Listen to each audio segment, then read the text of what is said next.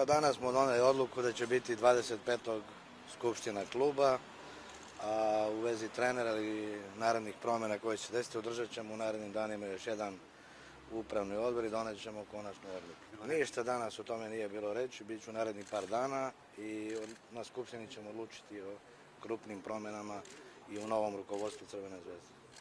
O ostavkama danas nije bilo reći uopšte. Znači, bit ću narednih par dana i sve ostavke, osim pitanje trenera, bit će razmatrano na skupštini kluba koja će biti 25. oktobra. A šta je sa trenerom?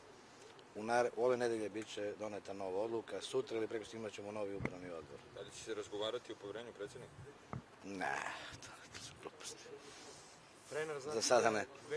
Danas trener nije bilo apsolutno teme i ne mogu da kažem ni dan ni ne.